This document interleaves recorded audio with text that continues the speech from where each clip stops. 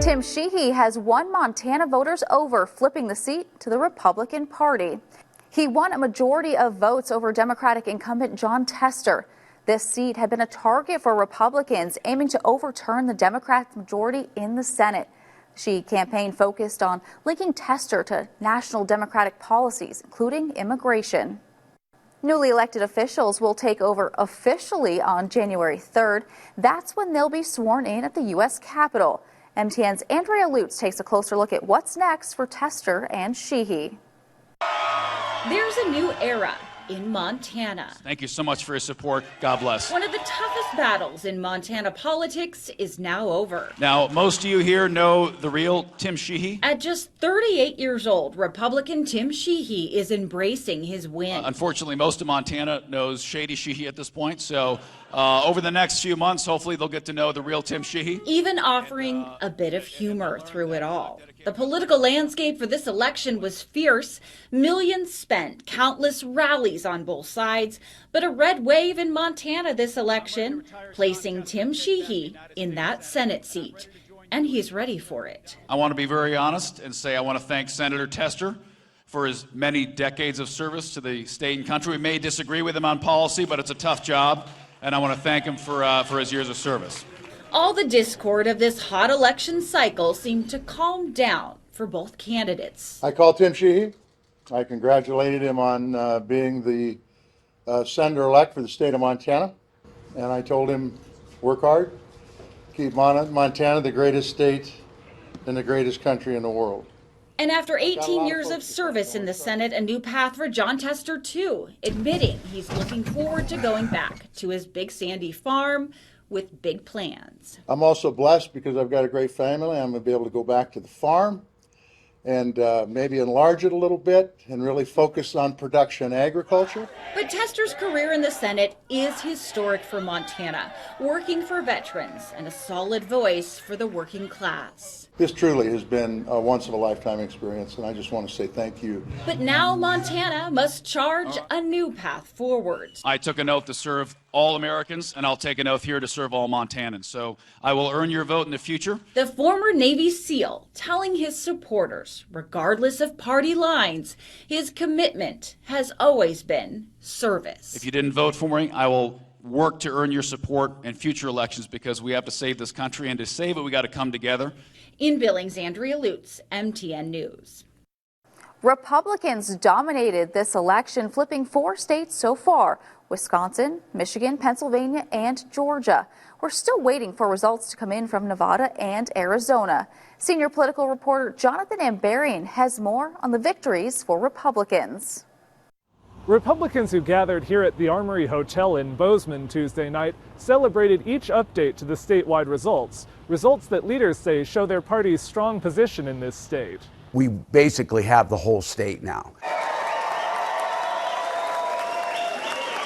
Republicans not only won Montana's second U.S. Senate seat from a longtime incumbent, but they held both U.S. House seats and swept the governor's race and other statewide executive offices. Montana Republican Party Chair Don K. Kaltschmidt said the margins were beyond what he expected. We feel very, very good. We believe that we have definitely red-printed Montana.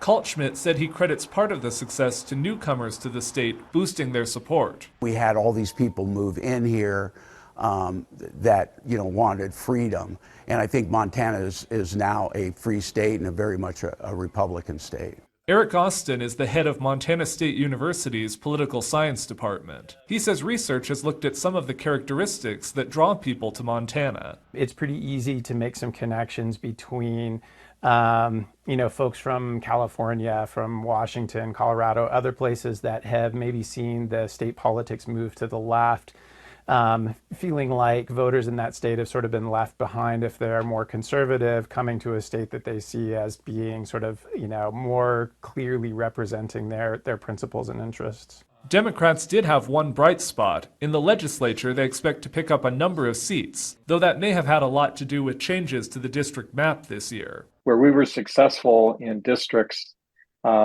maybe at a local level or at a legislative level, and we weren't at some statewide level, I think it was a product of a lot of door knocking, a lot of conversations with constituents about what their needs were, and assuring them that we had plans to meet their needs. This will be the first time in more than 100 years that Republicans hold all the seats in Montana's congressional delegation. In Bozeman, Jonathan Ambarian, MTN News. The lines wrapped through Expo Park yesterday up until late last night as residents waited to cast their votes. MTN's Owen Skornick-Hayes caught up with election officials to try and clear up some confusion. Well, a long night of tabulation is almost complete here at Exhibition Hall at Expo Park in Great Falls. All things considered, things went pretty swimmingly. The voting tabulation machines operated correctly. No recounts were ordered. However, some voters reported long lines and some logistical issues. We caught up with Cascade County Election Administrator Terry Thompson to address that. Phenomenal people, and they're not young people, and they're staying all night with us. That's Thompson describing the several volunteers who worked throughout the evening counting ballots for an election under the microscope. She says this election wasn't without its drama, of course. It began with confusion over registering as an absentee voter in order to early vote. Many people waiting in lines to learn they weren't eligible to vote early. The really big thing that caused us a lot of grief through this election was the national message of early voting. And it was just a misunderstanding of, in order to early vote, you have to be an absentee voter. Lines were the theme of the evening. Reports coming to MTN of waits as long as 6 hours to get registered at the Expo Park. The Pacific Steel Recycling Arena was annexed to accommodate a line of well over 500 strong. Some even becoming frustrated and leaving before casting a vote.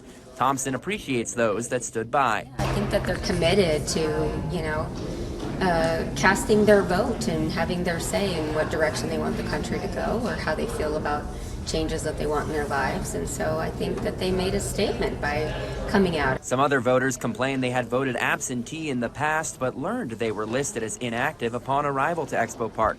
Thompson had this to say, hopeful to dispel any confusion in the future. Absentee and inactive are two different things. So, an absentee is the choice of how you're going to cast your ballot, and inactive is your status as a voter. Voters are made inactive is because they didn't respond to requests that in order to stay an active voter, because you haven't voted in multiple elections, you need to respond to letters that say, yes, I do want to continue to stay on as a voter. Tabulating for Cascade County concluded early Wednesday morning, a testament to the size of the lines, the final voter getting in their ballot at midnight. Owen Skornick-Hayes, MTN News.